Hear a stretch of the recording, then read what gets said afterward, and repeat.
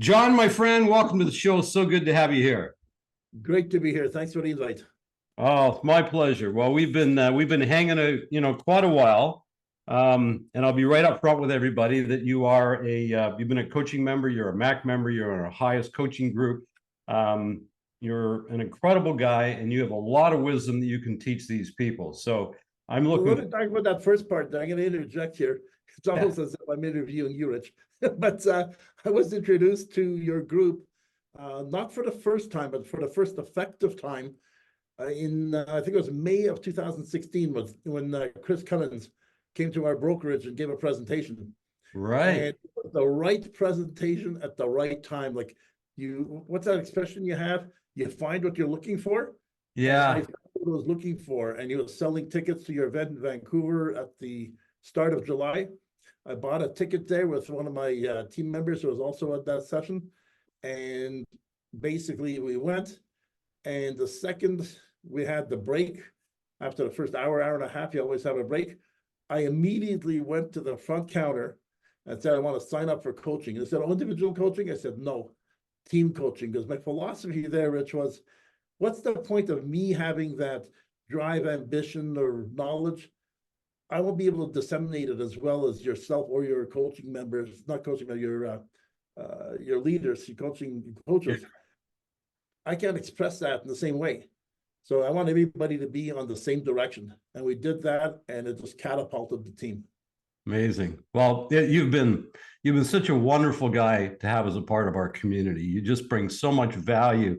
Like, I'm glad we've, brought some value to you, but you bring so much value to our members, as many people in our community do. But you're always one of the great shares, and we appreciate that. And I want to get into some cool stuff with you today, because as I said, there's just so much people can learn. So before I get into sort of going back a little bit in the details, tell everybody, how much time do you take off on regularly during the year?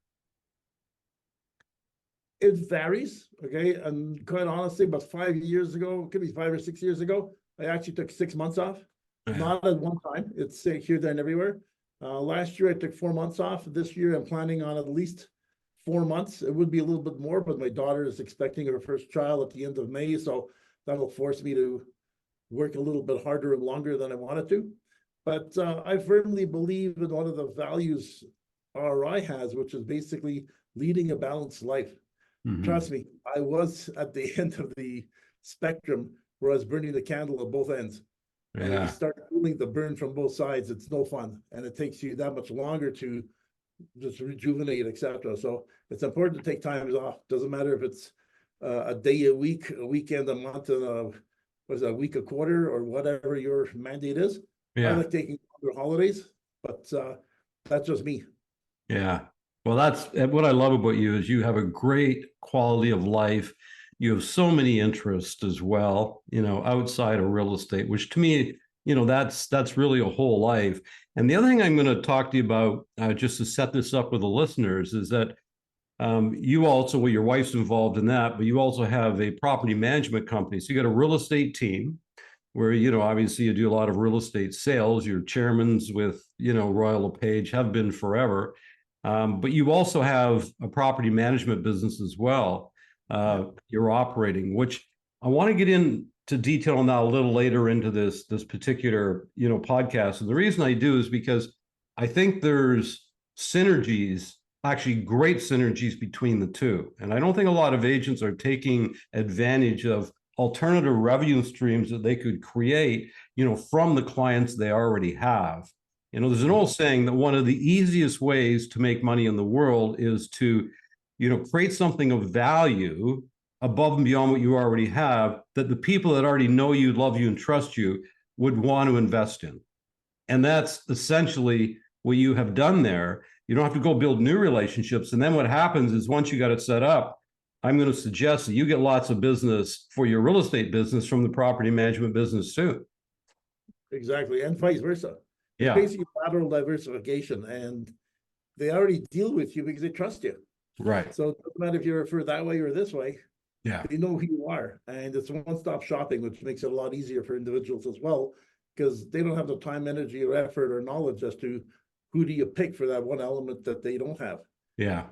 So we're gonna go back. We're gonna talk about that because they're the two big messages I want to get to today: is how can people enjoy a really well-balanced life, but also other business opportunities that sit right in front of you right now. But let's go back. So how long obviously you're in Calgary. I shouldn't say obviously. I know you're in Calgary. That's very obvious to me, but probably not the listeners. How long have you been in real estate, John? I got into real estate back in May of 1984, before 90% of your population of RRI was even born. Yeah. So, grandpa. I'm Yeah. even older than Rich, believe it or not. That's right. That's hard to do at my age. But anyway, so you get into real estate. It was back in 1984. Actually, I started in 1985, so we weren't that far off. I was July of 1985. And you get into real estate. And what did you do before that, John? Well, a little bit of background. I'm originally from Montreal, and I got all my undergraduate degrees in Montreal. Started off with a company. I got transferred to Toronto, then transferred to London, left that company and went to Sarnia, Ontario, where I was a business manager for Imperial Oil, 3 of their 5 chemical plants out there. That's where I met my wife, and I followed her career up to Calgary. I Gotcha. chose not to stay with the company and decided to get into real estate, which was kind of a plunge into the abyss, because we were supposed to be here for 18 to 24 months, after which we'd be transferred.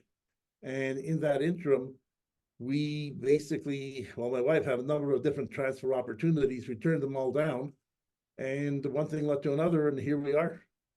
What's interesting, though, I'll go back to something I mentioned to her when I got into the business. As I said, I'm going to give it a 1-year shot. I'm going to go all out for 1 year. Right. And I said, at the end of the year, we'll make a decision as to whether or not it's the right career choice or not. Fortunately enough, her income was sufficient to sustain a balanced lifestyle for us from a financial standpoint. And I said, at the end of the year, I said, no, this was really good. I was super, super fortunate. Never really sold anything in my life except chocolate bars for the high school newspaper, and never sold anything through university and thereafter. And what happened was, I just had an incredible year. That was 1984, going to spring of 85. And I told her, I love this. I'm going to continue on. I said, however, one day it's going to be like a light switch. I'm going to say, that's it. I'm done. And I'm out. And I never at that time would have ever even imagined having a family and the family members getting into the business. So my longevity, so far as what was I doing immediately before, I was with Esso Chemicals, Imperial Oil in Sarnia. Before that, I managed a number of distribution centers for a company called CIL, which a lot of people know for paints and fertilizers, but those are the smallest divisions they have. I oversaw their operations in Quebec and the Maritimes. I was in computer field with them and a number of other elements as well. Very, very cool. I didn't know all that, but that's very cool. So you followed your wife to Calgary, and look at, you're both still there after all these years. And how many people do you have on your team, John? Just explain how many people working on the John Hripko team.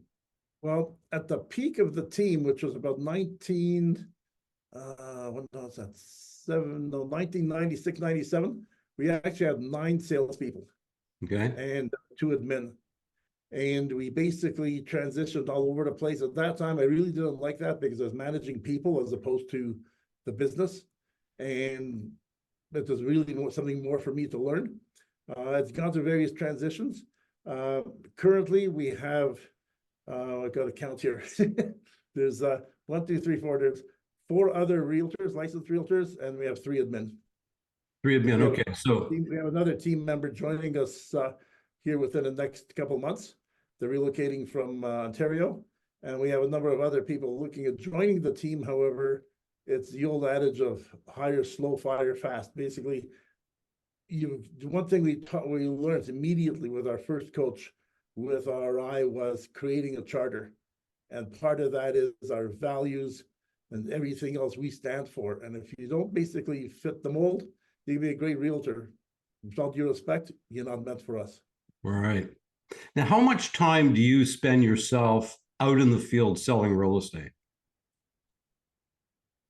Interesting question, because one thing I learned from you, probably one of the most valuable learning lesson for myself, was when we were in Mexico at a MAC retreat about, I don't know, 4 or 5 years ago. Yeah. And there you were puffing away at a cigar and said, do you work in the business or on the business? And that's when my light bulb moment came about. And I said, you know what, I'm working too much in the business versus on the business. So I made a deliberate determination at that time to basically start working more on the business. Right. Today, there obviously will always be the odd buyer who only wants to work with me, somebody who's dealt with me previously or whatever else. So when a relocation company calls me up and they say, by the way, John, and you'll be working with this client, right? So they're telling me versus asking me. So there's always an exception to the rule. I tend to prefer to only work with listings, because listings, you can delegate the majority of the work, except for the actual presentation, which is quick, simple, and easy, and the negotiating, and then giving them a weekly update, which takes literally 5 or 10 minutes. So I currently spend, in my opinion, about 30 to maximum 40% of my time, quote unquote, in the field. Right. The rest of the time it's working on the business. Okay.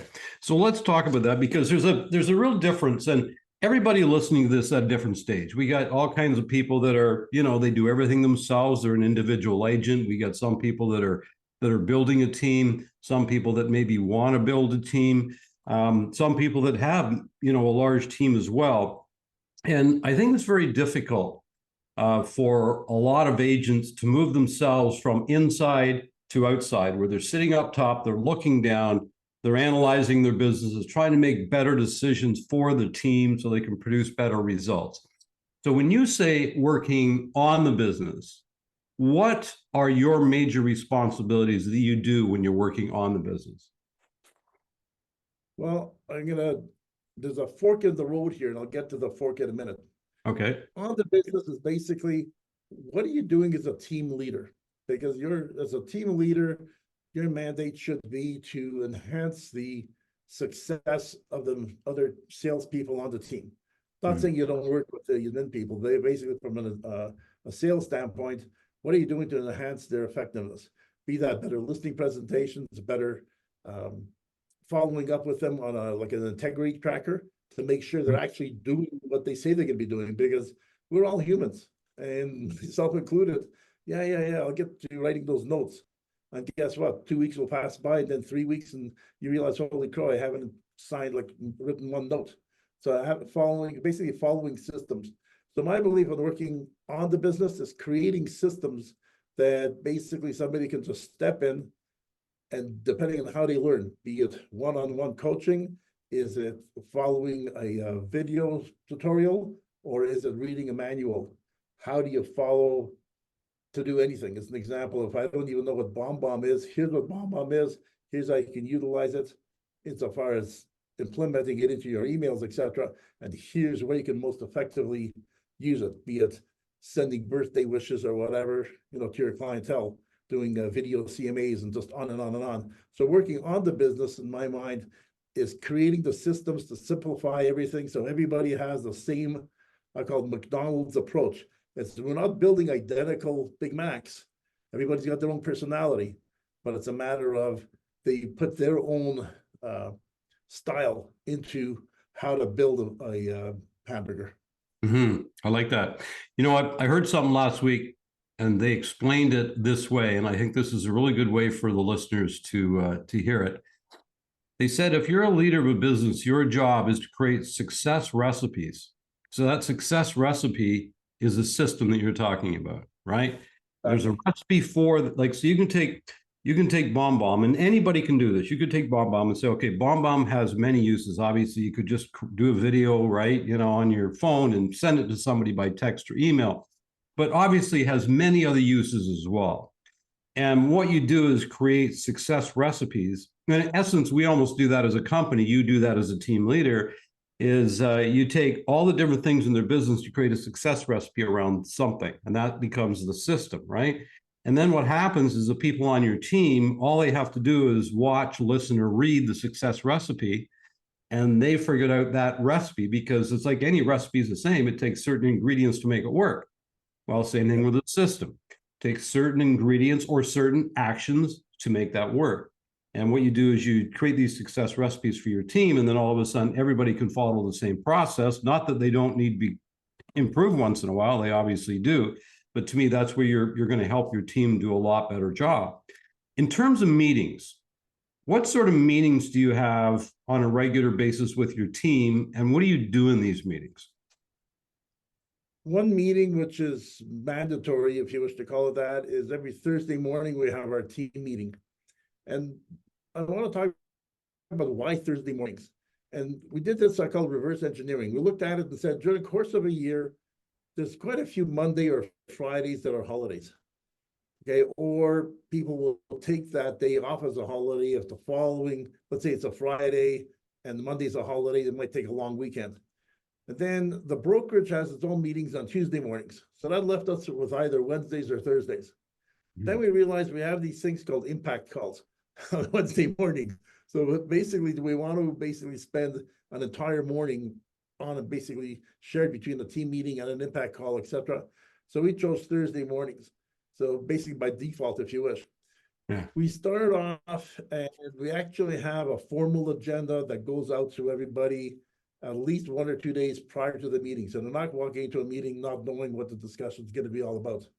Everybody on the team has 100% ability to add any topic to the meeting agenda. Okay, that's done by our admin, client care coordinator, etc. And so we start off, as you guys do, which I think is phenomenal. No meeting goes without us reviewing something on the charter. And everybody gets assigned, like is on a rotational basis, who's doing it next week. Okay, pick whatever they want, apply to either their own personal life or basically to whatever we're doing at a team. So as an example, this morning, it's all about accountability, following what you did last 4 weeks. So as the spring challenge, I've been talking about it with the team for a few weeks. Boom, here it was. One of the team members talked specifically about that extensively, and it was really a great segue into what we're doing later in the meeting. Then we address a number of things in no particular order. Some simple updates to the industry. We talk about where interest rates are, so everybody knows that.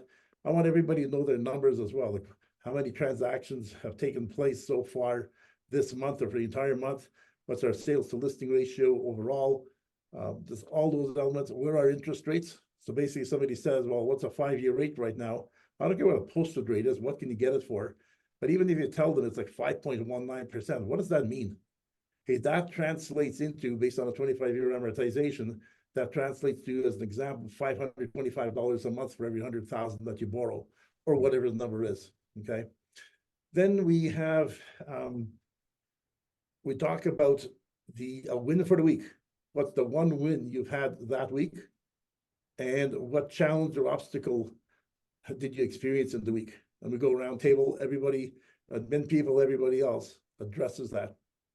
And we see, we want to share with the wins, but at the same time, what kind of challenges or obstacles that they have from that standpoint? What can we do to alleviate that issue for that individual? Or alternately, we learn from it as well, saying, hey, if that ever happens to us, we know how to overcome that challenge.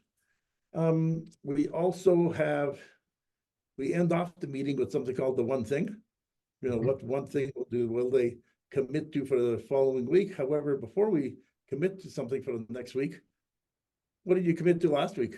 How'd it go? So we talk about that. Beyond that, it's we talk about our new listings, what we're looking for individually or collectively as a group. We talk about the marketplace and anything relevant. So as an example, we have a large national conference coming to Calgary this fall, and basically what are we doing as a team? That's already all set in motion. So just dotting the I's and crossing the T's on that standpoint, and setting the whole stage with regard to how to maximize our effectiveness to enhance our awareness with the 1,500 members that will be at the conference.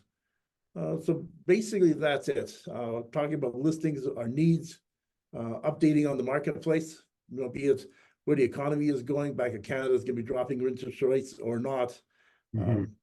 What's happening here with regard to multiple offers, things of that nature. We talked openly about open offer, you know, that coming to the marketplace. So basically, insider industry information per se. Very good. No, I think that's a great agenda. By the way, I don't know if you heard, but I think at that conference that's happening there in Calgary, they're bringing in a really hot speaker. Do you hear this? Yeah, I heard it's gonna be John Hripko.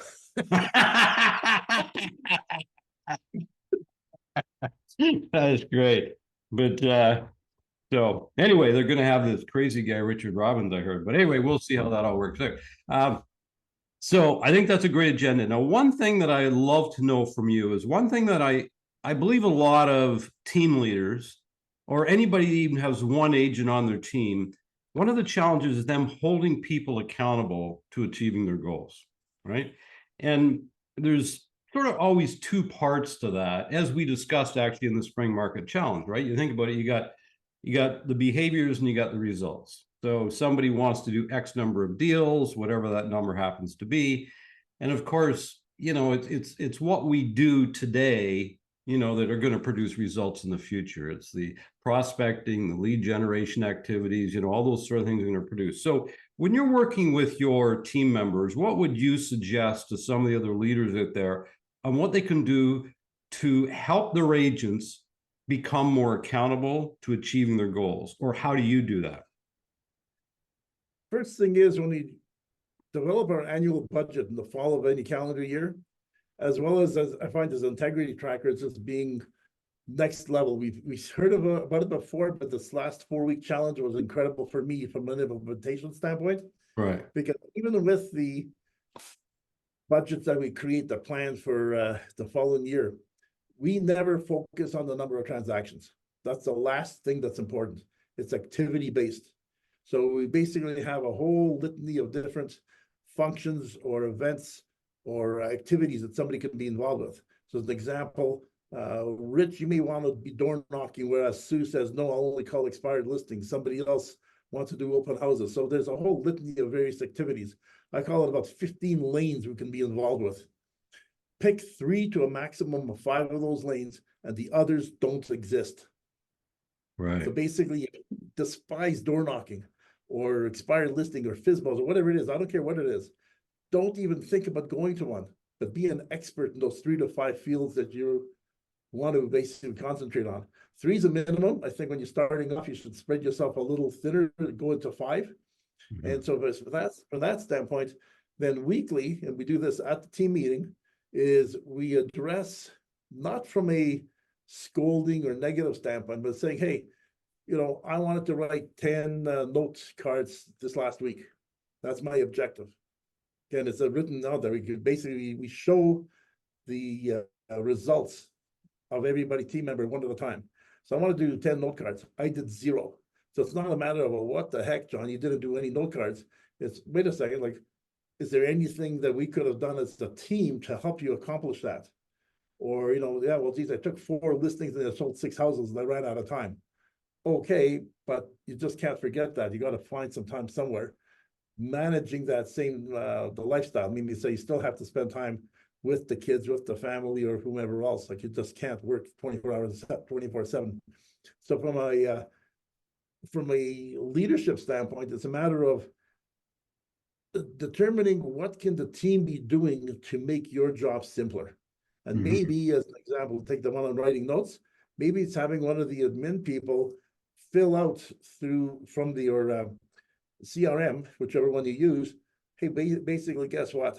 We send out, as an example, birthday cards and house anniversary cards.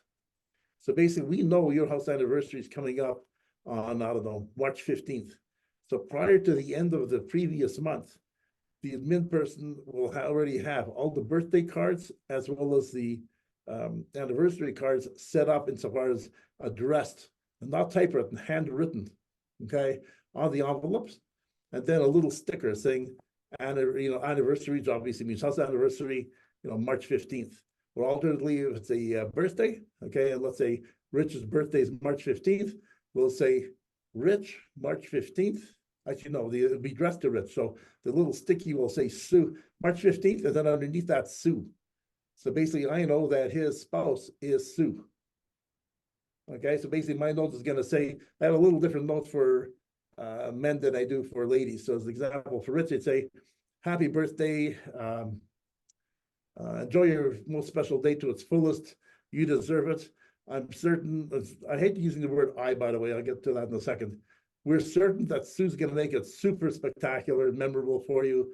Enjoy a great one. Happy birthday. There it is. We include a couple of gift certificates for a spa, usually $50 or $100, and sign it, John, and that's it. Nothing else. For a lady, we'd say, happy birthday. May your day be special and your year be spectacular. We're certain that Rich is going to make it super memorable. If he doesn't, or if he forgets, just get his credit card and go splurge. You deserve it. Happy birthday. So make it a little bit of fun, you know, just enjoyable. Yeah. That same thing, put that gift certificate in there. What we also do, though, is knowing that we have those cards before the end of the month. Tom Story taught me this, and thank you, Tom, for a great idea. Forget about the listening presentation, which was incredible, but he taught me this. Before the end of the month, sit down in front of your computer for a few minutes. I know that Rich's birthday is an example, March 15th.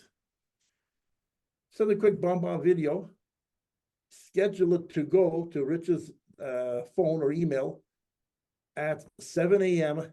their time. Like, you know, you're in the East Coast, like on the Eastern EST, I'm Mountain Standard Time, on your birthday. So basically, you get that notification before your spouse typically even wishes you happy birthday. Okay, so it's you get both the card as well as the bonbon video. Love So it. so little things like that. So, you know, what are you doing that has nothing to do with real estate? Yeah. Okay, and you know, so it's like your DTUs, delivering the unexpected.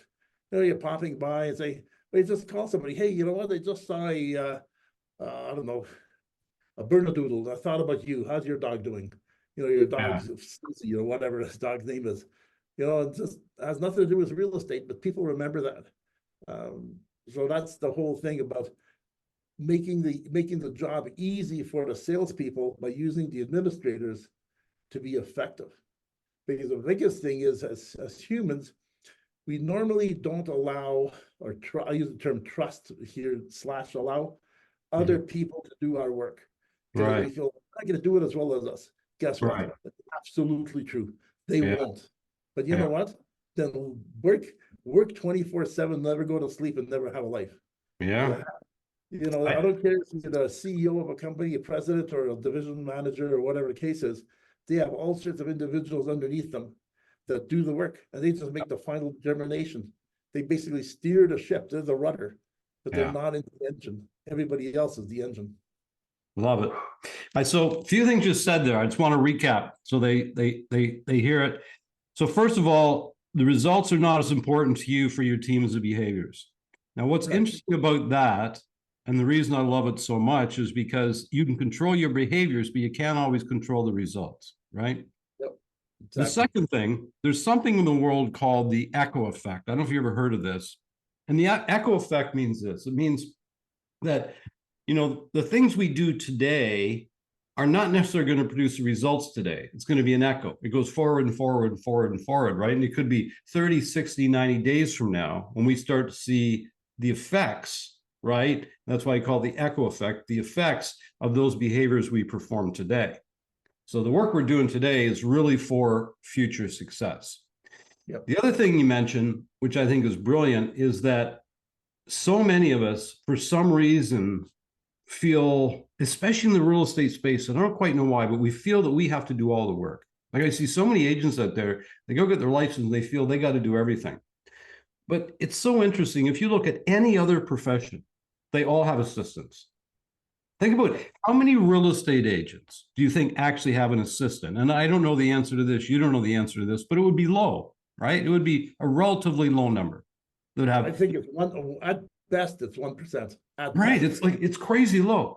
So you think, well, if you're a professional accountant, doctor, lawyer, right? We can go on and on. All those people have help so that they can spend their time in the dollar productive activities, which you just described many of them in your talk here.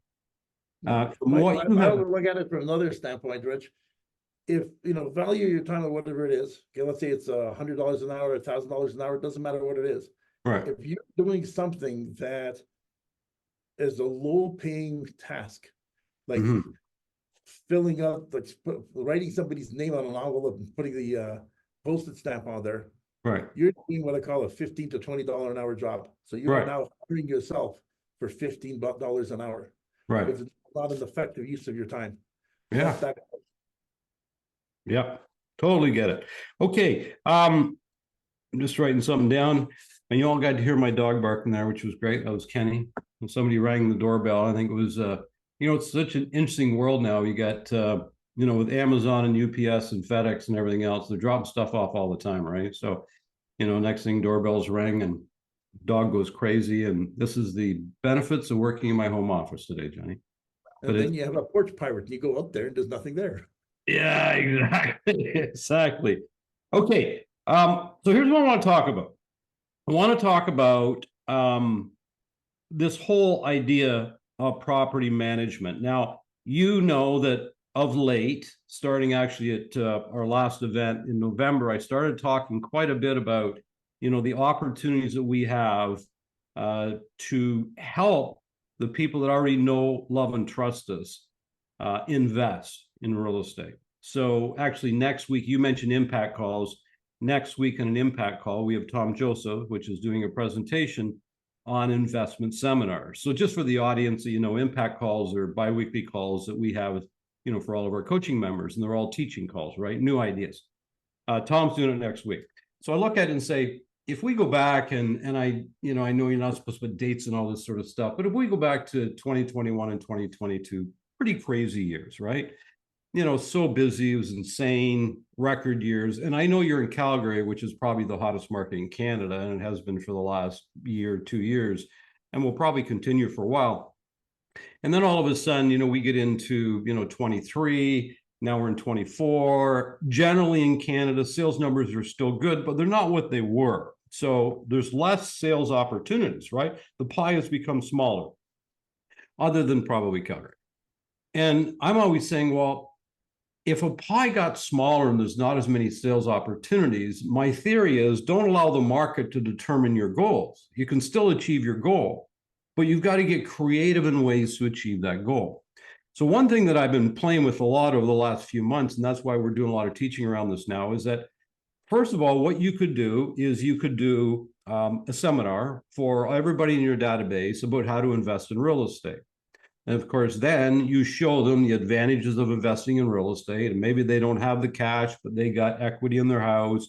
You have a mortgage broker there to teach them how they could do all of that. And you show them that the average appreciation of real estate over the last 50 years, 100 years, and you pay down the mortgage. You know what I'm talking about, how you could actually show them, because I'm convinced people want to invest in real estate. I'm just convinced that most people either don't know how to do it or don't have the time to do it or couldn't be bothered to do it, right?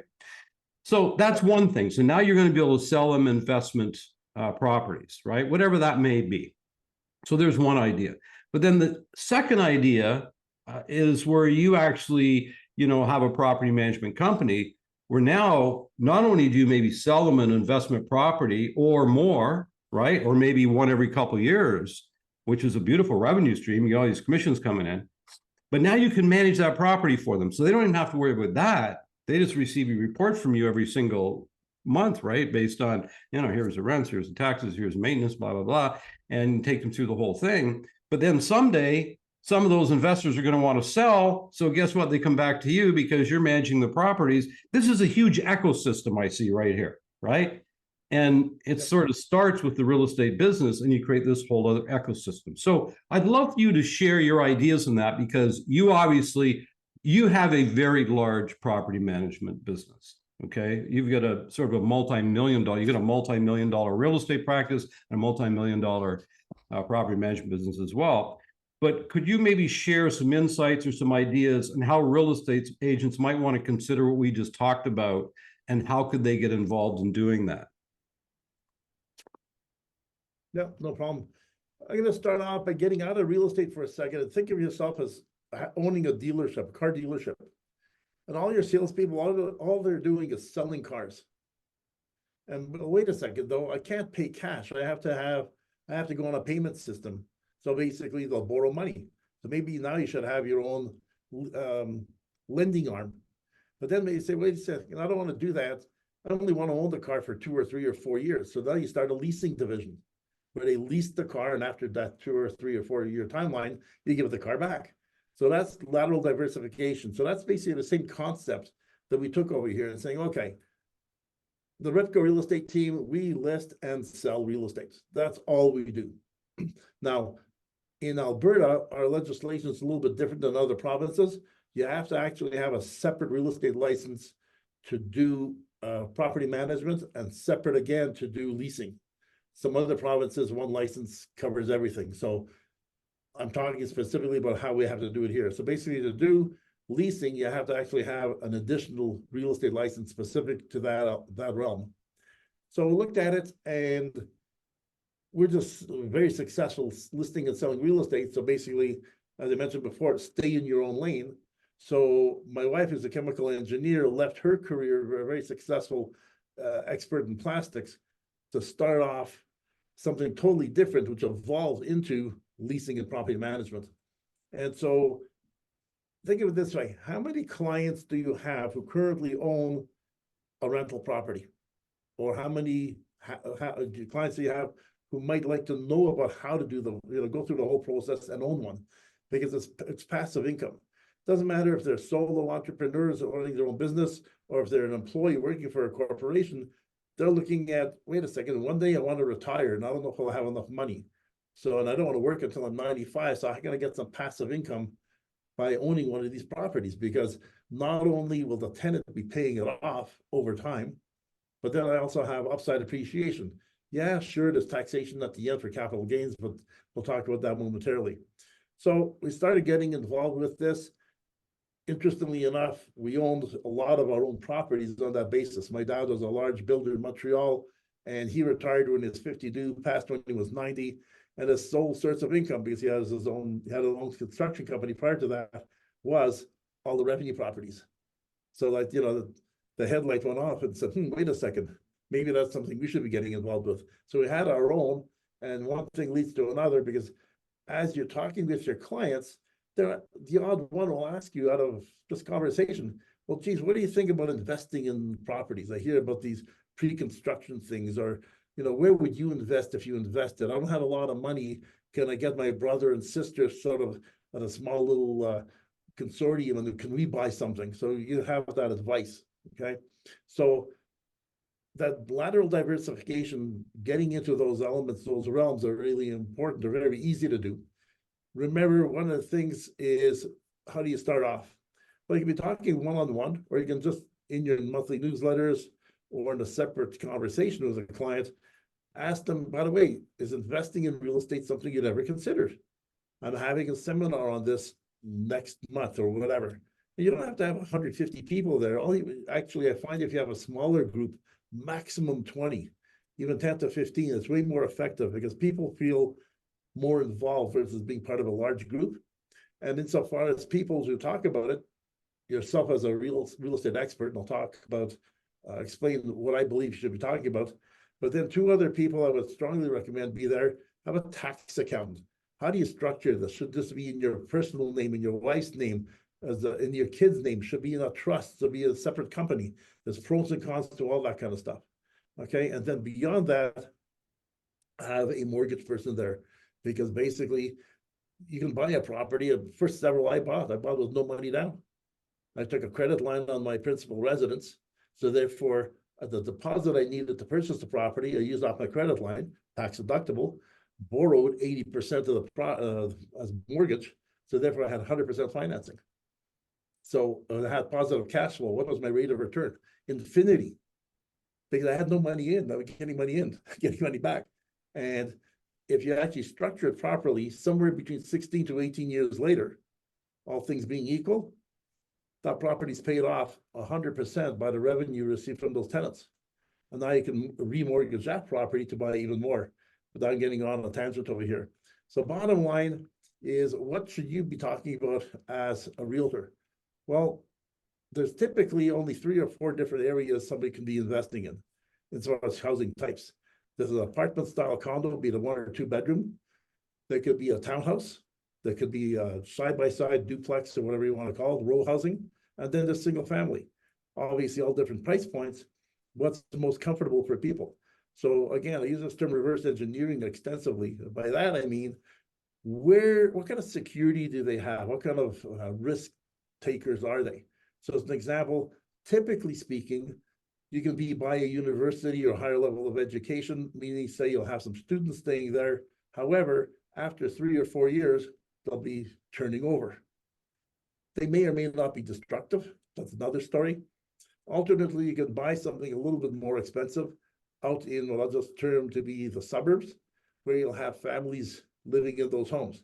The biggest thing is, well, actually, before I get to the biggest thing, you can also be somewhere in the downtown core.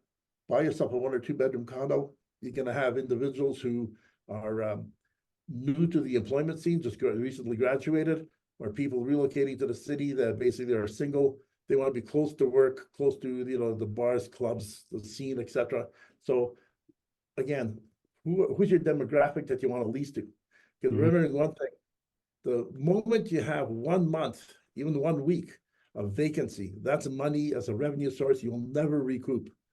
Right. If you can increase the rents the next month, you could have done that anyways. So that vacancy is gone forever. So you want to ensure that whatever you invest in mitigates the vacancy rate. So how can you, I won't say guarantee that, but effectively reduce the probability of that happening? So an example is, what if I'm selling a client a home? We're going up today, and today's February 29th. So we're not going to get possession, as an example, for, let's say, April 1st. We will have as a term in the contract that we can show, we can gain access to that property at least the previous 7 to 10 days on a number of occasions, to have our leasing division go in there and show potential tenants such that they take it effective April 1st. So you can extend that to May 1st or whatever the case is, doesn't matter. Bottom line is we actually structure it such that the property will be rented as of the possession date or closing date. Now, what if you sell a property for whatever dollar amount, let's say it's $500,000, and the rents won't cover the costs?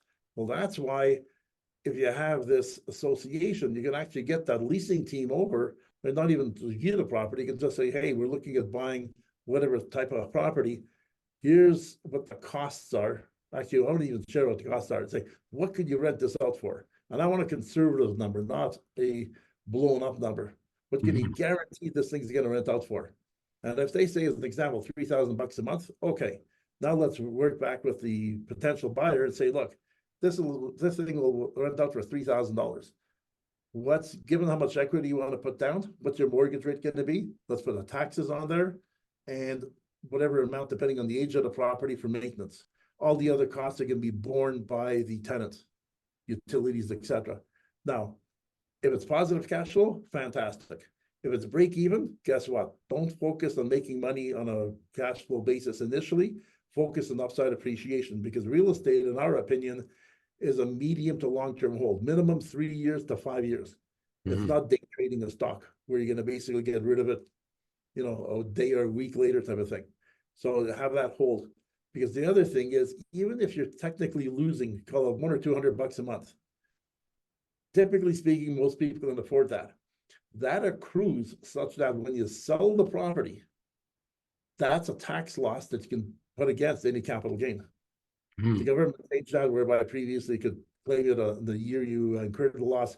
Don't worry about that. I'm getting too technical there. Bottom line, know what you're doing. How do you learn? Talk to the experts. Talk to the tax accountants, how this all works. Talk to the mortgage brokers to see how much they need.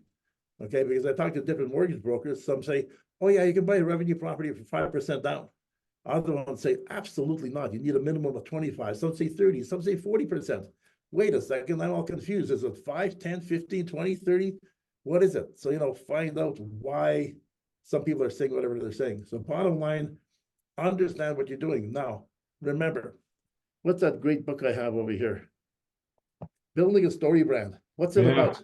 It's about them.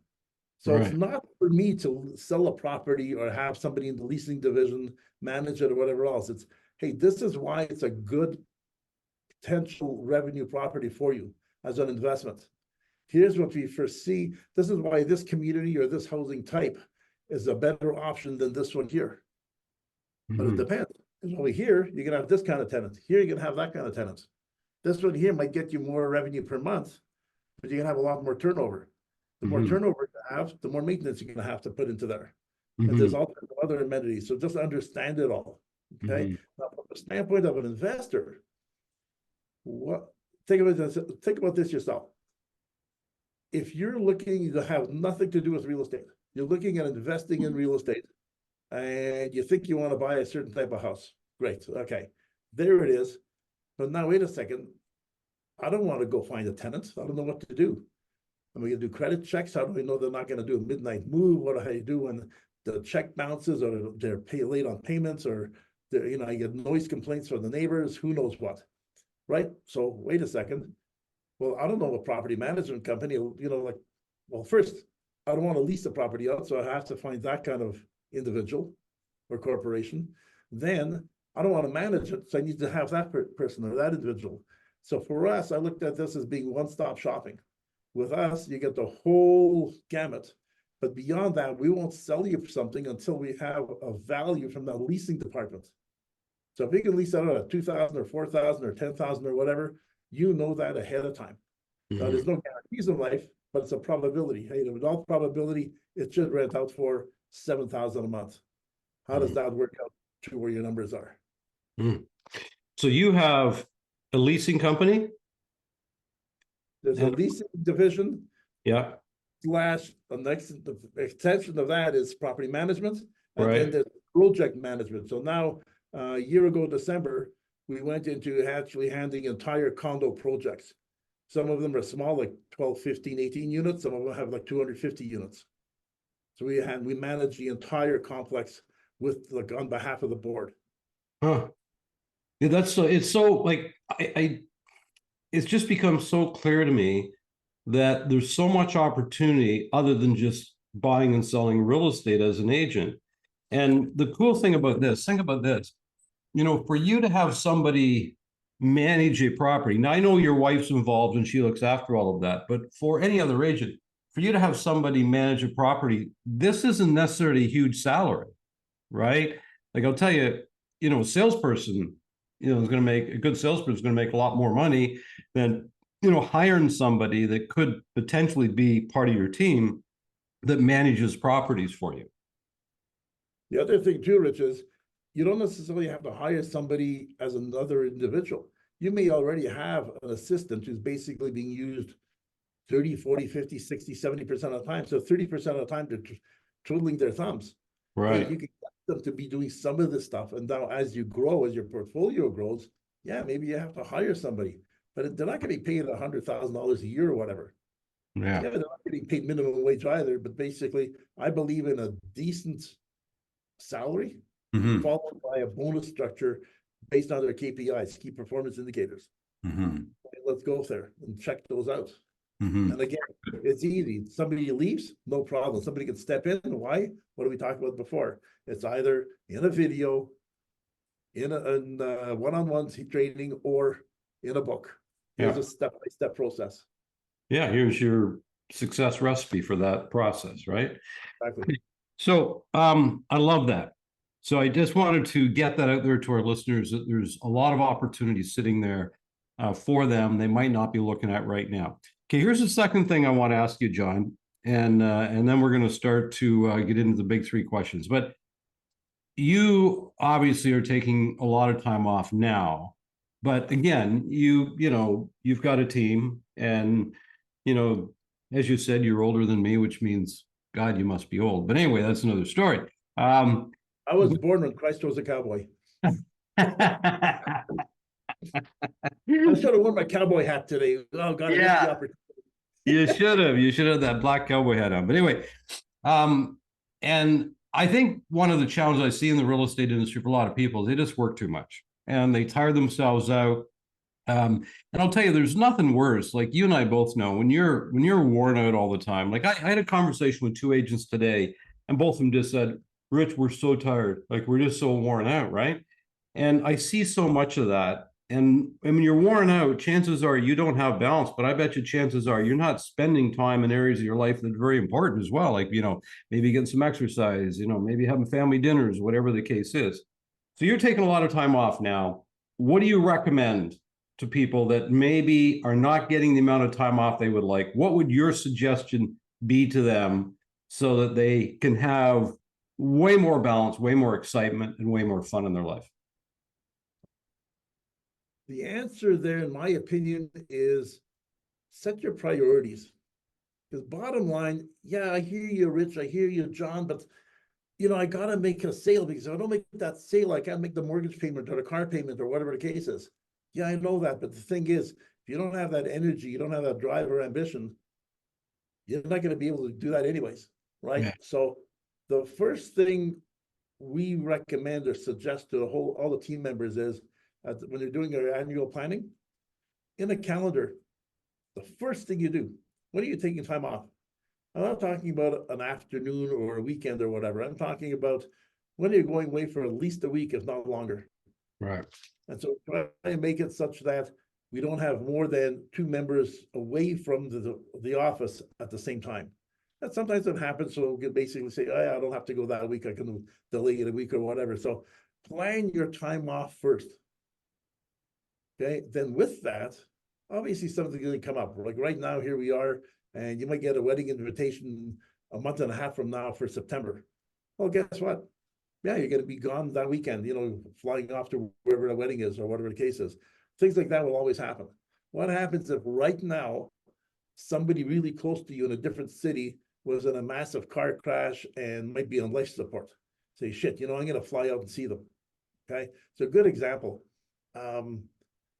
I don't know how many years ago this was. I think it was 2010. Get a call from my brother in the early morning. Mom's in the hospital. John, I don't know if she's got hours or days. She guaranteed does not have a week. I had clients booked for eternity ahead of time.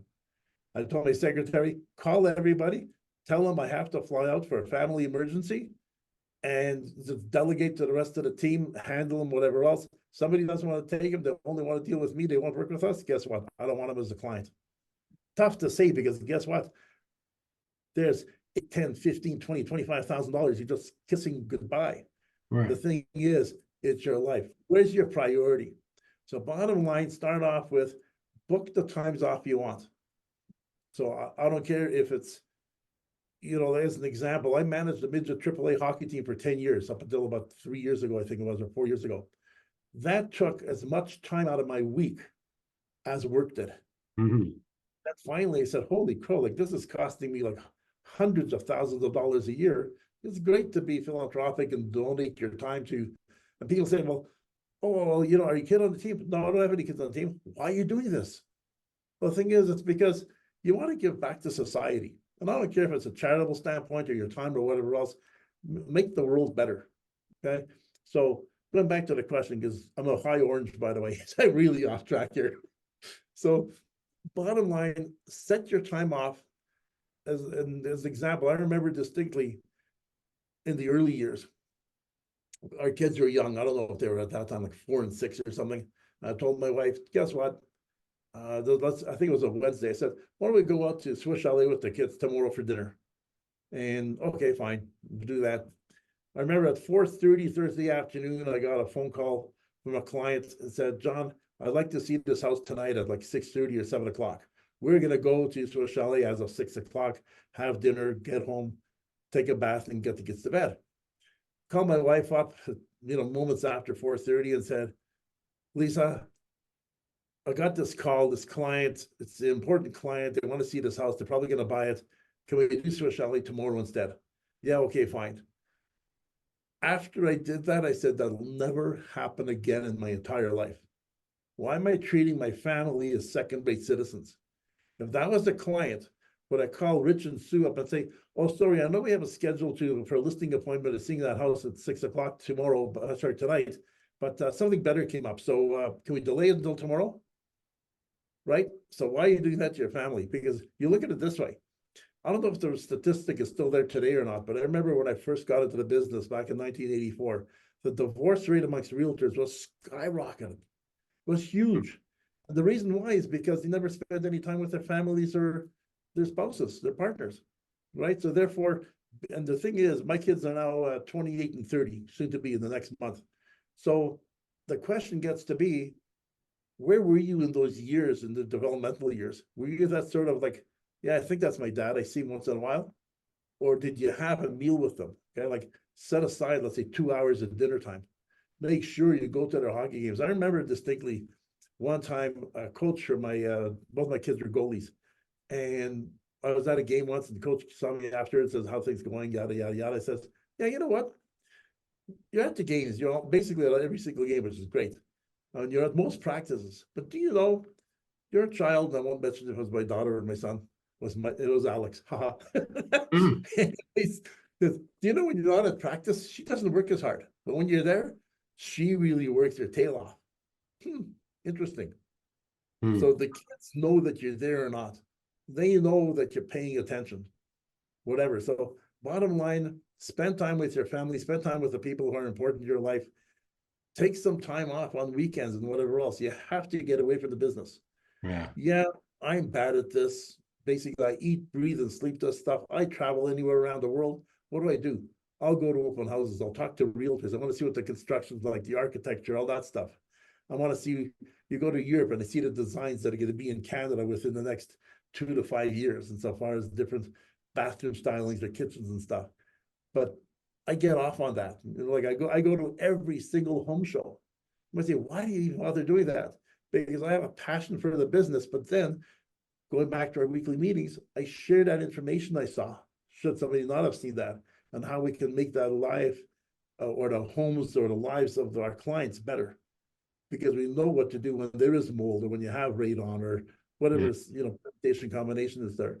So long story, focus on taking your time off first, develop your perfect week, month, or year, and then but when you have work, don't do that $15 an hour work. It's 100% down to the grindstone. Make those calls, send those videos, pick up that phone, every permutation combination, the triple play Rich always talks about and stuff. Do that, because you can find every excuse to read every article from Inman and every other source out there and be the smartest in the world. If you're not dealing what I call belly to belly with clients, you're not going to be in the business. I agree. You said something that I think really hit home, and I think maybe this is where the challenge lies. You should get your priorities in order. And I think sometimes we don't. We think we do, but we actually don't, because your actions speak louder than words, right? So you have prioritized wherever you're spending your time. That's what your priorities are, right? And I fully understand that, people that are under financial duress, it's really hard for them. But I think we also know that the most difficult listing to get is the one you really need. There's an old saying that said, the hungry never get fed, right? And they call it commission breast, sort of the same thing. But it's very difficult for you to be successful when you're worn down, because when you're worn down, it's hard to get fed, right? Because people sense that there's an energy about you that doesn't work. Okay, so here's my closing question for you, John. Okay. My closing question is this. Based on what you know now, what advice would you give to your 20-year-old self? Great question. The biggest thing, I've always had a penchant for learning. Mm-hmm. Even at my latter years, my 19th whole years that I is right now, basically, I still have this desire to learn more and more every single day. So going back to my 20-year-old self, people, and I'm talking about being in real estate, because at that time I was not in real estate. But I'll talk about life in general. I'll talk about being a realtor. My early years, I went to a number of different real estate conferences. I went down to California to see Mike Ferry, and I saw all sorts of other people, Floyd Wickman and all those guys back in the day. And it's great to go into there and get pumped, be it for that one day or that weekend, etc. And you walk away with concepts and ideas, but there's nobody there when you get back. Reality hits. and you get busy, and all those notes you took, the binders you got or whatever else, they get shoveled into a drawer. Well, first they're on your desk, then into a drawer, and then they start collecting dust and they never get implemented. So the biggest, I won't call it regret, but I use the term regret I have when I started real estate. Yeah, I had this penchant for learning, but I wish somebody told me, get a coach, somebody to be accountable to. And yeah, you can say I can be accountable to myself, or I can have my spouse or partner accountable. That's not the same. You need an independent person. And yeah, there's coaches and there's coaches. There's some who basically just, I'll take advantage of you, take your money and not really give you the direction you need. But if you find the right fit, that person will basically let you lead the life you want to live and be happy with it. So Cool. like my 20-year-old self, I was still in university back then. And, you know, you have a vision insofar as what you think you want to do, but you never know what you do. If you look at all my undergraduate degrees, my postgraduate degrees, what I was involved with, so I was involved with computers when an IBM and Burroughs, a computer room used to have about, easily 3,000 square feet. My iPhone right here has about 10 times the power that room did. I remember one of the first opportunities I had with the company was they said, hey, the computer supplier we had is starting a whole new division. There's this new novel product coming out called a laptop. And they think you'd be fantastic selling this.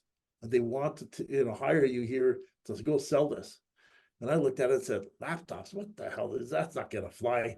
That's sort of like a flying car or whatever, right? Okay. So I continued on with the same company, got into corporate planning. So I was actually an assistant to the chief economist, and the president was doors down and was doing things with the projects on a very regular basis. Exposed me to a part of the world which I never understood. So I ended up being the liaison between that company, an international company, the Quebec provincial government, Canadian Department of Commerce up in Ottawa, and the US Department of Commerce in Washington. So I was on the phone continuously with these three groups, seeing them go, etc. And that's when I realized, I don't say I realized, that's what really exposed me to that interactive dealing with people. And you're not basically just having conversations, and you end up having relationships where you trust each other. You can call them up and get things done. Then you get transferred to a different division of the company. And then afterwards, again, a different division. Then you leave that company and go do something completely different. And that's when I left that organization and got sent to Sarnia. I got hired. I'm not an engineer. I have a very strong business and science background. I got hired into an engineering job. And I remember I was staying with my cousin in Toronto, and he picked me up at the airport. And you can bleep the stuff out. Basically, Tom said how to go. By the way, it's a one-day interview. They started at 7:30 in the morning until 5:30 at night. Every 45 minutes, you meet somebody different. At the end of the day, everybody you interviewed with has one vote. They all wanted to interview you on one element of something. Your professionalism, your personality, just on and on and on. And they each have one vote, and you have to have at least 85% votes in your favor for them to give you a job opportunity. I got this job interview through a headhunter. Monday was a holiday. My cousin picked me up on Friday in Toronto airport, because this was coming back from Sarnia. And Tom picked me up and said, how'd it go? I said, Tom, do you either think I'm the second coming of Christ, I'm so fantastic, or I'm the biggest asshole ever born? There's no in between. Okay, it's one extreme or the other. We had a whole great weekend with he and his wife. And Tuesday morning, I said, okay, I'll wait until I get the phone call. Then I have to get back to London.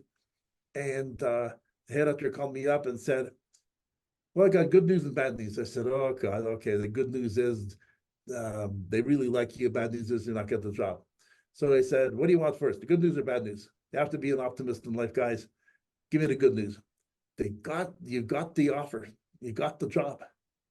God, what could the bad news be? Right? Now, I was leaving the company I was with because I thought I was getting underpaid. Right. My questions was how much do you get paid, and et cetera, et cetera. So they said, they don't understand why you're getting paid what you're getting paid. I said, oh shit, they could even offer me less. So they're offering you double your salary to begin. After 3 months probation, they're going to increase it by another 50%. And at the end of the year, depending on how you rank, because they have what they rank people in one of 4 categories: 1, 2, 3, 4. So ones are water walkers, you can't do any wrong. 2, you're superstars. 3, an average performer. 4, second notice, you're out of the company. They said they're probably going to be a 1 or a 2 at worst case. So then you're going to either have an additional 15 or 10%, depending which category, at the end of the year. And I said, what's the bad news? You know, okay, but he was being a smart aleck. So obviously I took the job. So bottom line is, be an optimist. The glass is always half full, never half empty. Have fun in life. When I was young, I always wanted to ride a motorcycle. Growing up in Montreal, all the cops had these big Harley Davidsons, and I wanted to buy one, and never got around to it. Then back in 2002, my sister-in-law owned a bunch of Tim Hortons stores, and one of the guys in Windsor, he owns something like 18 stores. Wow. They'll just travel. I said, well, holy crow, you travel, that's kind of fantastic. And I said, yeah. I went to my chief baker and I said, you want 25% of my company? You run it. Let me live the life I want to live. Anyways, he had like 6 or 7 Harleys. He was going up to, he had a bike shipped out here to Calgary and stored at my sister-in-law for a few days. And he came over to visit. We had him over for some drinks. And my wife got me one of these Harley Davidson books, the 100th anniversary, whatever it was. And in there was a V-Rod. And he was flipping through it. He said, oh yeah, I got one of these, I got one of these, I got one of these, I got one of these. And I flipped to the end and said, well, if I ever bought a bike, that's the bike I'd buy, which is a V-Rod. He says, oh, I just got one delivered 2 weeks ago. Tell you what, I'm going into the Paris to Dakar rally, and I have to build a car. My titanium frame is going to cost me over $100,000. So I bought this bike. I love the styling of the bike and stuff, but I got too many bikes. Do you want it? So, well, what do you mean, do I want it? Right? So he said, figure out if you want it. Tell me how much you think it's worth, and go from there. So I went to the Harley dealer here the next day, saw what it was worth, called him up and said, okay, how much do you want? Well, I was buying it from him with literally, granted it's a used bike because it had like, I don't know, 100 kilometers on it or whatever, but he's going to ship it to me for about, would it be about 20% under buying a brand new one? Because it just came out. Literally, his was the second bike in all of Canada that was delivered.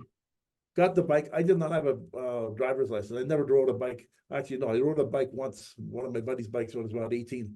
Had no license, whatever else. My wife said, well, you don't even have a license. I said, don't worry about it. For me, I was buying a piece of art, just like buying a piece of art to hang on the wall somewhere. I said, I'd put this in my living room. It's just that gorgeous. Got the bike. She said, you better get a training. I said, yeah, I got the training. In the course itself, it was kind of wild. The instructor said, ran around the table and said, well, come on, what kind of bike do you have or you going to be buying? So it came to me and I said, a V-Rod. He said, are you crazy? It's your first bike? It's got like, 100 horsepower and this, that, the other thing. Like, you're going to kill yourself. Yeah, whatever.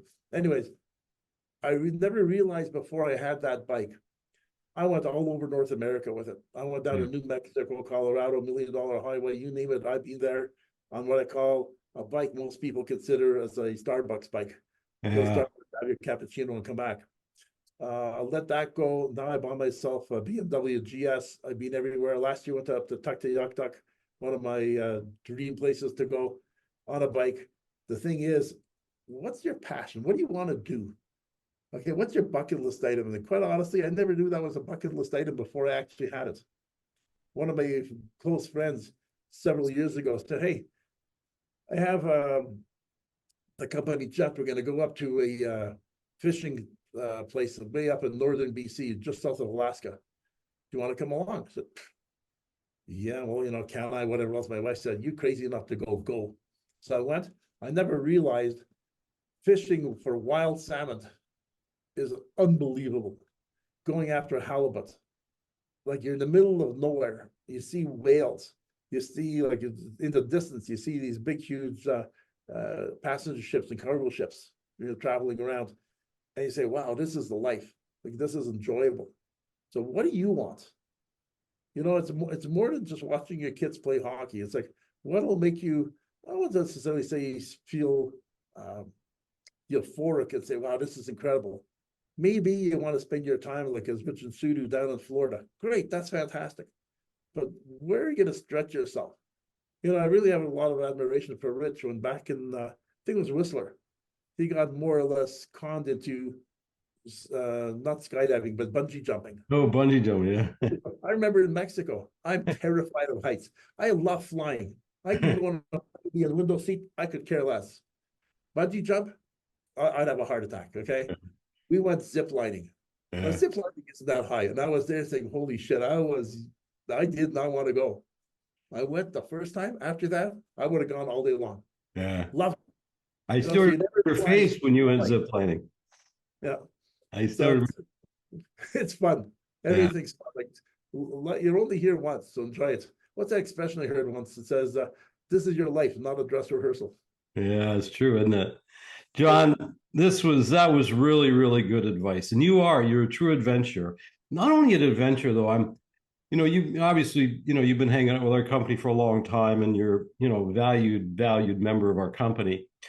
But you were like, we had the Spring Market Challenge, which was 4 weeks long, and man, you were front and center in the spring, and it sort of, you go, wow, John's still out there learning every day. Every impact call we do, John's front and center. Like every Mac call, John's front and center. Every event, John's front and center. Like, you're very, very involved, and your thirst to learn is really quite amazing.